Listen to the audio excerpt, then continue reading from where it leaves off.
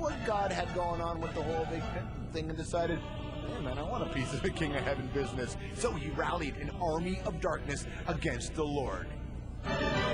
Now God, as gregarious as he is, wasn't really up for that, so he sent out an army of warriors to fight the good fight. And like most Christian stories, good triumphs over evil, right? Well, anyway, Lucifer lost, so God kicked him out of the joint and sent him straight to hell, where he got a bit of a name change, and we started calling him Satan, which means adversary. Now, while all of this was going on down here on Earth, Adam and his little lady friend, the one who came from his rib, Eve, they were just hanging around the Garden of Eden, everybody being naked, doing their thing, and they were just looking at the tree of the knowledge of good and evil, and just looking, because God said, don't touch the tree. Satan said, I see an opportunity, decided to take a little trip to quote-unquote paradise, and with a few flicks of his forked tongue, he convinced Eve to take a bite of the forbidden fruit, which led man to something called original sin. Now, Satan didn't just rest on his laurels of ruining everybody. No, he's been busy. He's been blamed for lots of misery in this world, worked on a couple of contract deals with the Rolling Stones and Robert Johnson. Now, in a strange way, all of that keeps the churches full, because while the people are scared of some Satan character, well, you'll have lots of enrollment to try to keep the devil down.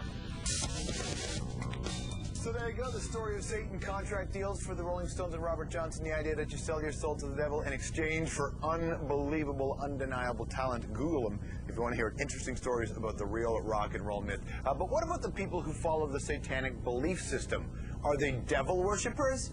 Or do they actually just have a different philosophy on life? The Church of Satan was founded by this guy, Anton Szandor LaVey, back in San Francisco, 1966. That cat right there with the, is that a burger? No, that's a skull. He was the head of the Church of Satan for 30 years until his death in 1997. And now the church operates out of New York in Hell's Kitchen neighborhood, obvious. And the high priest is Peter Gilmore. So, Peter, let's break it right down. Some of the myths of the Church of Satan. You don't actually believe in Satan, do you? Right, we're not devil worshippers, we're Satanists. We start off being atheists and then decide that we are our own gods, the center of the universe. And so Satan for us is a symbol of freedom, liberty, and pride, which we think is a wonderful thing. Well, now why Satan? I mean, you could have been inspired by Dylan, you could have been inspired by Shakespeare, and you would have had way less hassle. Why did somebody go, you know that guy that everybody hates in the Bible? That's the guy. Why him? Well, Satan trumps all of those folks, first of all, and we're certainly good showbiz folk, as all people in religions are, although we're the only ones who admit it. And Satan in Hebrew means adversary, and we are the adversaries for all of those spiritual religions that tell people to wait for some afterlife and waste their current lives. We don't think that you live after death, so you've got to enjoy yourself now. Well, and as bizarre as many religions would seem to an outsider, you recognize that religion does provide meaning to people's lives. Certain people take a lot of meaning from it. What does the Church of Satan provide people in the form of meaning? Well, for us, meaning is something that you have to give existence, because we think the universe is indifferent to us. There's no God, there's no devil, there's no afterlife. So you have to take control of your own life and decide what is going to have meaning for you. So Satanism is a tool for our members to get the most out of life. What are the rituals of the Church of Satan? What do you guys do? Do you meet every Sunday? What's your deal? Well, ritual is a tool, and we are not required to use it. We consider it a self-transformative psychodrama. It's a way of going into a theatrical space where you release any emotions that are hindering you from enjoying your life. So if somebody's done you something wrong, they've gone out of their way to harm you, you go into the ritual chamber and you put a curse on them. You take a doll of them, you stick pins in it, you scream and shout and get that out of your system. Then you leave it there. You don't take it with you once you've gotten out of the chamber. And that way you feel a hell of a lot better. Yeah, but do you actually, like, you're sticking pins in people's dolls, imagining they're people. Do you expect that somebody out there is going to go, Jesus, my back really hurts all of a sudden? No, we don't expect that. But if something bad happens to them after that, we're not going to feel sorry for them, because they're the ones who harmed us in the first place. Well, I guess obviously you always hear the negative press that comes to the Church of Satan. Anytime there's some sort of ritualistic killing out there, your church steps up and disavows yourself from those groups. Do you have any relationship with those people who call themselves Satanists and do these things that you don't agree with? Well, actually, the FBI has proved that there really are no organized groups doing any of those ritualized killings, that that's a big misnomer that was fostered by Christian evangelists during what we call the Satanic Panic. Every once in a while, you'll find somebody crazy who is a Christian. They believe in the Christian God, and the Christian devil, and they believe that their devil symbol is evil, and they might use that to try to put something negative on someone they hurt. But that's something that's actually far rarer than you might expect. How does somebody- It just gets a lot of attention. And how does somebody become the high priest? How do you become the Black Pope? Well, we all saw when Pope John Paul II passed away, and the whole process to bring us Benny XVI. We saw the black smoke and the drop. What happens when you become the Black Pope of the Church of Satan? Well, in the Church of Satan, it's merit, not inherit. So I spent a long time working as an administrator of the organization, being on the Council of Nine, which is the board of directors for the whole thing. And I was a close friend and confidant of Anton LaVey. So when he perished, he basically had set up his companion, who was our high priestess Blanche Barton, myself and my wife Peggy Nadramia, to be the main administrators of the organization.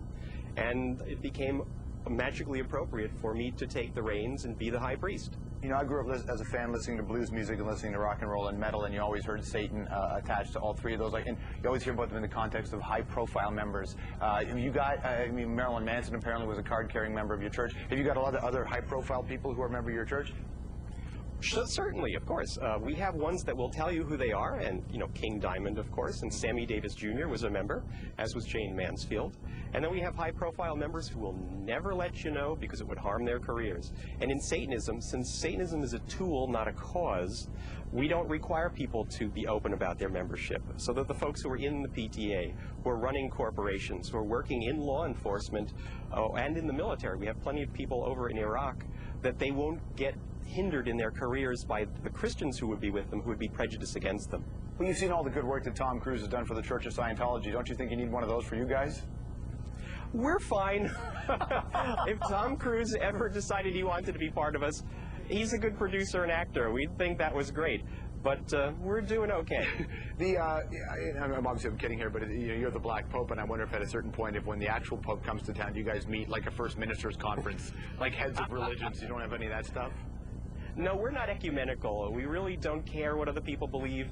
So long as other religions keep to themselves, people can believe whatever they want, whatever floats their boat. So long as they're not trying to force it on us or trying to legislate their morality, we really don't care. We're not trying to proselytize or convert anybody because we think you're a born Satanist, that you find our literature, you recognize yourself in it as if it was a mirror, and you go, hey, I didn't know it, but I've always been a Satanist. It's not something that you convert to. So you're not putting backwards messages on CDs or MP3s now to get to the kids, are you? No, we don't let people who are under the legal age of adulthood join. And we prefer mature folks who have made a real good decision about who they are and wanting to throw in their lot with us. We appreciate you taking the time on the day that is 666. Any big plans for tonight? Anything you got in the works? Fireworks or something? Yes, well, not fireworks, but we're performing a satanic high mass in Los Angeles at the Steve Allen Theater. The Center for Inquiry, which is a skeptical society, realized that we Satanists are also skeptics. We're materialists and Epicureans. So we're going to have a high mass where there are Satanists gathering from about 9 different countries around the globe to have the first public satanic ritual. Peter Gilmore, High Priest of the Church of Satan, the Black Pope, thanks for taking the time. Thank you so much for having me. Okay, so that's the Church of Satan. But what about other churches? What do they think of Satan? I think we all know how Christianity feels, but tonight we ask Jews, Muslims, and Buddhists how they deal with the devil. So that's what's coming up, but obviously you've seen this all over the television today, the number 666, because today is the 6th, and that's what we're talking about. People call it the devil's number, but you know why they do? We know why 666 is what it is, and it's just not just a maiden tune. So our VJ from the hour, Darby Wheeler, went looking for answers, and he found them. He also found out that this number pops up in the weirdest places. In fact, check this out. The Toronto Stock Exchange closed today, as it always does, and we're not joking. Look at the number. That's where it closed. 11,666. That happened today. Jeez. And you know that nobody messes around with money. They're not playing jokes with money. That's how it closed. I'm not saying you should be a believer. I'm not saying you should or shouldn't. I don't care. Do your thing. But it is kind of freaky.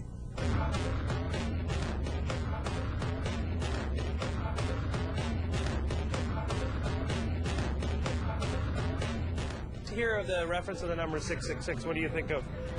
Devil's birthday, 666, 2,000 years ago, wasn't it? Sort of satanic sorts of things. So June 6 June 606, 060606 is his birthday. think so. You know, it's used in movies and stuff to represent Satan and the occult, that kind of thing, yeah. Satan's birthday? Satan, yeah. So where would you have heard that?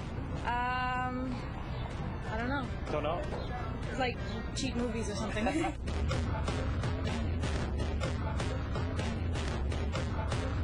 The reference to the number 666 is found in Revelation chapter 13, verses 16 through to 18.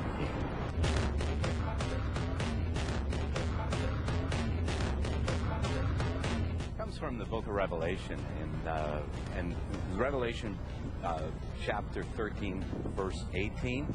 There's a reference to 666. And that's a reference to the land beast, the sea beast, and Satan, who've been cast down from heaven.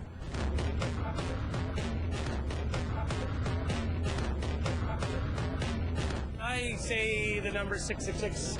To you, what does that conjure up in your mind? National Slayer Day. That is the year of the Satan or something like that. I'm not sure of all the details, but I know that they use all kinds of numbers to predict doom and gloom and that kind of thing. I know that it's supposed to be rooted with like some sort of devilish meaning and stuff like that. Like I think of like The Exorcist and all those Halloween movies.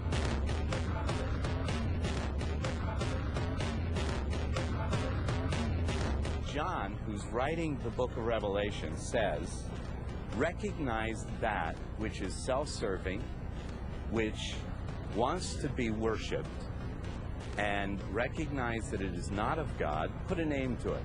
Put a number to it. And the number is 666. I say 666. What does that number conjure up in your head? Well, Crowley and the whole thing that goes around it. The devil. The devil. And Yeah. where do you root that from? I don't even really know. I was thinking of that Iron Maiden song there. I don't know why. 666. Number of the beast. I associate it with Satan. I don't know what the actual meaning is, but that's just kind of what's been ingrained in us in pop culture.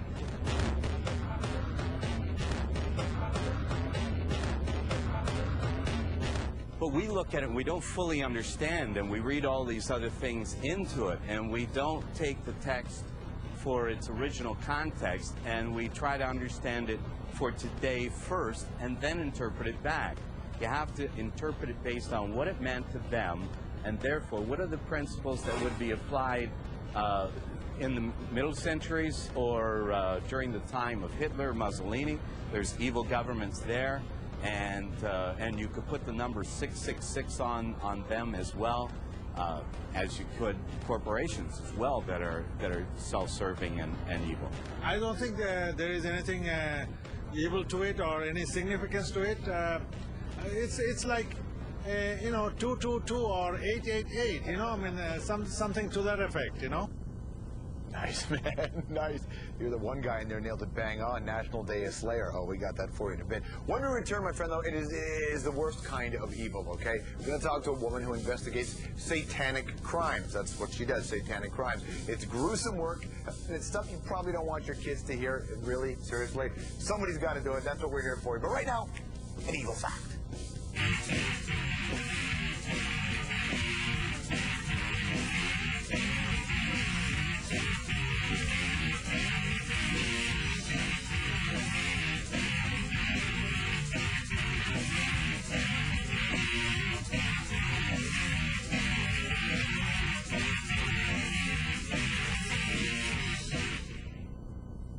High cholesterol.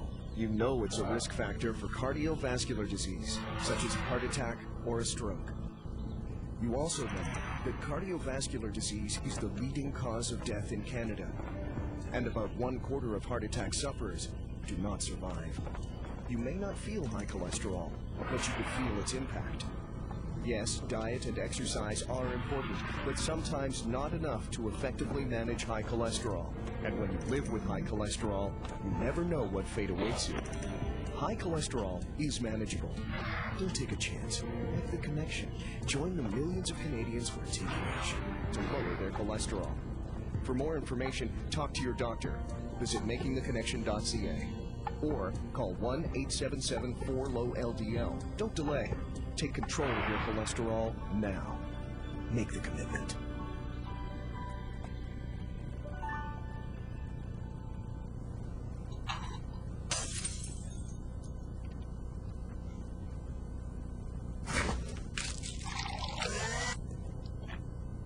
smoothies from McCain. Ready just in time.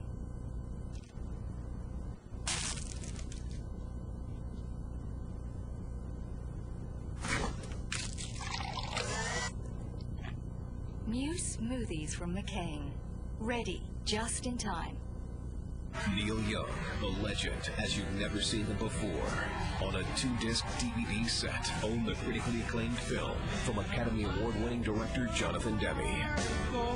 Neil Young, Heart of Gold, now on DVD. For skin that looks so firm, you'll love showing it off the way you used to. New from Olay, Firming Reviver Body Lotion. It plumps skin with moisture to help it rebound for skin that looks firmer and younger.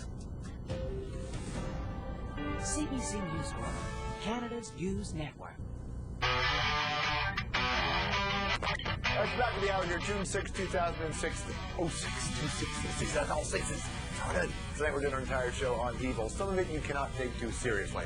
For real, you can't. Other stuff is dark and horrific, so listen, if you've got children, I am warning you, this next segment is not for them. Send them to bed, change the channel, put on a Barney DVD, do whatever you got to do. I'll give you a second. Ray, Brett had some orientation today for your kid. How was that? Junior kindergarten. That's good. Get the kid out of the room, seriously. So he was all right? He's playing around? He's okay, just testing me. Nice. I was talking to Ray about his kid. Well, get your kids out of the room.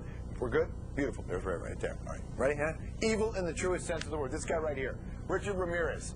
Remember that face? Well, you would if you remember the 80s, man. That guy's the Night Stalker. Ramirez is a convicted serial killer. That face terrorized Los Angeles in the summer of '85 with a series of abductions, rapes, and murders. In 1989, he was convicted of 13 counts of murder, and 5 counts of attempted murder, 11 sexual assaults, 14 robberies. That guy with the pentagram on the hand is still awaiting execution. Now, if that's not bad enough, Ramirez left satanic symbols at the scene. He did. At times, he even carved them into the bodies. And guess who he blamed for it? Satan. That guy Ramirez claimed that the devil made him do it. Here's what he said in court before he was sentenced. I am beyond your experience. I am beyond good and evil. Legions of the night breed. Repeat not the errors of Night Stalker and show no mercy. I will be avenged. Lucifer dwells within us all. That's it. You guys committed, man. Ramirez is an extreme example, but his case isn't the only one that's been linked to Satan, so why do people do it? Are they just sick and twisted? Or is it like the people suggest, some people, that satanic teachings actually bring out evil in individuals? Let's ask a woman who works with police to investigate satanic crime and ritual abuse. Dawn Perlmutter is her name. Just written a book here called Investigating Religious Terrorism and Ritualistic Crimes. Dr. Perlmutter, you know on a day that's 666, there's a lot of people getting all freaked out, worried about evil. Are you expecting to get calls and to be busy today, any more than usual? Oh, yes. I'm expecting quite a lot of calls, either today or probably tomorrow when things are discovered. Well, and you know, when people talk about 666, they talk about Satanism. We should be clear right off the top. You know, oftentimes the media will take a scene and will declare it, if it's ritualistic, they'll just automatically declare it as a Satanist thing. Ritualistic killings and Satanism, they're not always the same thing. No, not at all. There's quite a number of different religious groups that practice ritualistic crimes. Satanism is just one manifestation of them. In the Church of Satan in the United States, these are not the people you are talking about. It's not this is not a group when you talk about satanic killing. No, there's a lot of people think that there's just one form of Satanism, when really there's quite a number of different types of Satanism, just like there's a number of different types of Christianity. The Church of Satan is would be considered religious Satanists. They're nonviolent. They practice a form of ethical egoism, and they're not responsible for the crimes. Now, when you go to a crime scene and you start to see things around, what do you have to see before you declare that this is a satanic crime, if it is in fact the case? Well, I look for particular symbols that are indicative of Satanism, types of mutilations, different forensics. Typically, pentagrams are indicative of Satanism, or upside-down crosses, anything that would be a desecration of Catholicism. Because Satanism is really a response to Christianity. What are some of the more astounding cases that you've been a part of?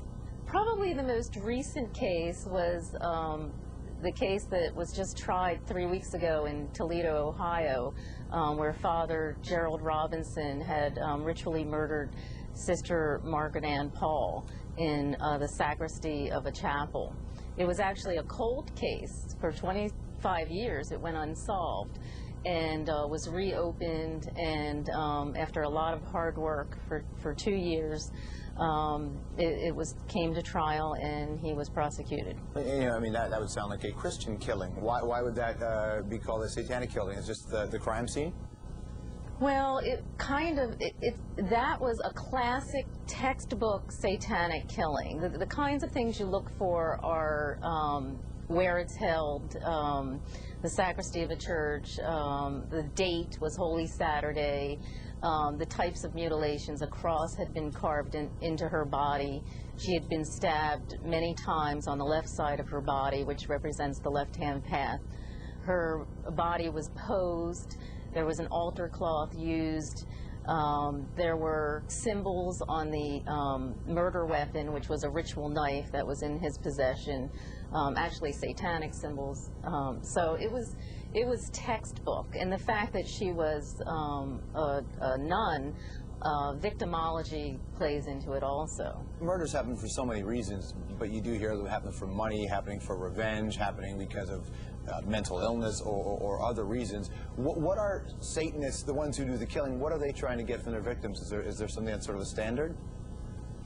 I don't think it's about the victim as much as it's about the ritual itself. They're trying to do what anybody does in a religious ritual. They're trying to sort of acquire a certain intervention or power or any kind of transformation, communion. I mean, it's not about the victim as much as it's about the ritual itself and the process. The type of victim, the fact that she was so innocent, she would have been a perfect person for a sacrifice. Well, Dr. Perlmutter, for the sake of everybody living in your community, I hope you're not busy at all today. Thanks for your time. Thank you. You know, is that some people do the most unspeakable things. Without a doubt they do. And it's that part of evil, like the witches in Macbeth, that you can't explain. When we return, we're going to hook up with some guys who at least have fun with evil. I'm talking about Slayer. It is the National Day of Slayer. But first, another evil fact.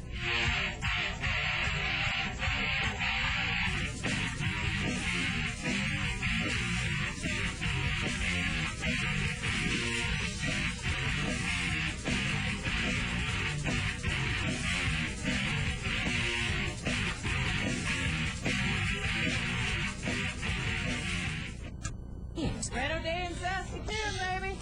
$15,000. Oh! 6 weeks. We're down to the wire. To reduce home energy consumption and win a hybrid car. Want that car? Saturday at 7 Eastern on CBC News World. Across the globe, more and more people are ending up in slums where they fall victim to overcrowding, disease, and violence. There may be hope on the horizon. CBC News correspondent. Saturday at 9:30 Eastern Pacific on CBC News World. For some guys, a mustache or beard isn't just hair. It's a real part of who they are. Ain't nothing like the real thing. Ain't nothing like the real. Introducing new True Color formula just for men gel. Penetrates coarse facial hair for a natural look in 5 easy minutes. So you'll always look like the real you. Her real dad. Her real man. So glad we got the real thing. With Dell, you don't just get a quality computer at a great price. You can also get warranty coverage against accidental drops, unexpected spills, and power surges. With customer service whenever you need it, 24/7. No wonder Canadian consumers have voted us #1 in service and support. So get the PC you want with the service you deserve. When it comes to peace of mind, Dell has you covered. Go to Dell.ca/myservice or call today to find out more. Buying something for headaches from the same place that sells lettuce? Our focus is on your health, with quality Rexall brand products like our own line of pain relief. And that's just the tip of the iceberg. Only at the Rexall family of pharmacies. A pharmacy first. Buying something for gas from the same place that sells dolls? Our focus is on your health, with quality Rexall brand products like our line of stomach remedies. That's a sigh of relief. Only at the Rexall family of pharmacies. A pharmacy first.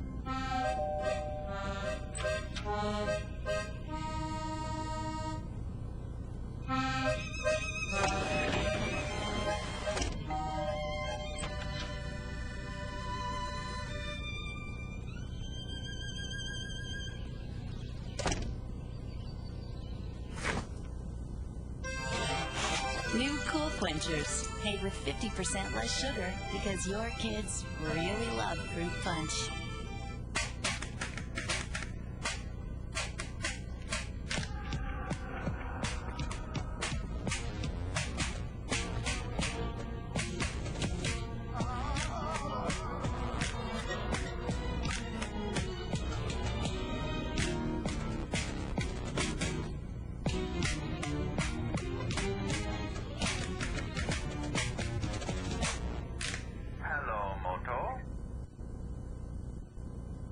This entertainment report is brought to you by Motorola, Moto Sliver, Super Slim, and Fully Loaded.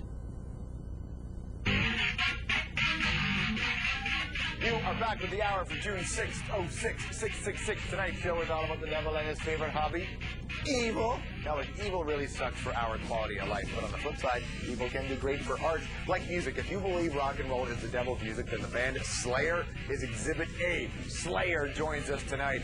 Just talking about them is making your lawn die. Just dying, and dying. Also, movies. What are your favorite devil movies? Rosemary's Baby, Prince of Darkness, Alice Cooper's Homeless Man, The Prophecy, starring Christopher Walken. We'll tell you our favorite devil flicks in 15 minutes. And the devil, he's not just Christian. Oh, no. Other religions have their own evil leaders. We'll meet some tonight, just as bad as Satan. We don't play favorites, my friend. But let us keep Christian for now. You cannot talk about evil and Satan without talking about the Antichrist. So, just so you're clear, according to the Christian prophecy, the Antichrist is Satan's point man at the end of time. Story goes, he'll form a one-world government through the promises of peace, and then Jesus will defeat him in the Battle of Armageddon. It will not star Ben Affleck, by the way. It's no surprise that the apocalyptic tunes, though, have labeled some world leaders the Antichrist. My friend, here's a list of the top 5. Number 5, John F. Kennedy. Yes, apparently at the 1956 Democratic Convention, he got 666 votes. Later, as U.S. president, shot dead. That's significant because the Bible describes the Antichrist as having a serious wound, a head wound, that healed. Kennedy, well, not the Antichrist because it never healed. Number 4, evangelist Pat Robertson. He had a beef with other premillennial dispensationalists. That's a mouthful, by the way. Robertson thought we could avoid the apocalypse if we united to fight the one world government. And for that, he was labeled the Antichrist. Number 3, Mikhail Gorbachev, the former Soviet leader who helped end the Cold War. He had a few Antichrist-esque things going on for him. First, you had the head blotch clear sign. Also a peacemaker, one world government. Hello! And the numerical equivalent of Mikhail S. Gorbachev in Russian is 1332. That's 666 times 2.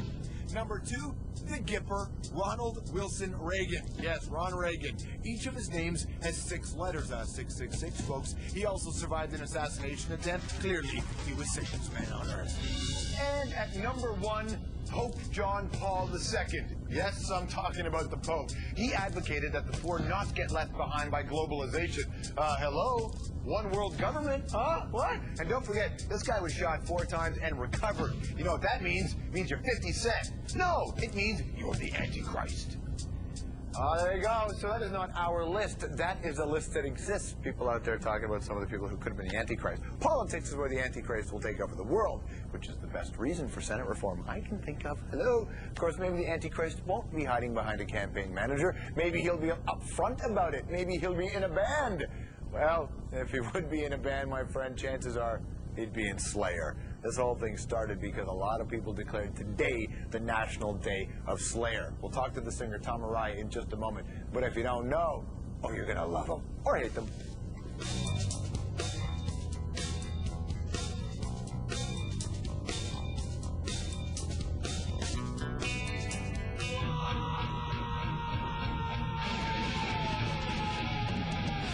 just going to call it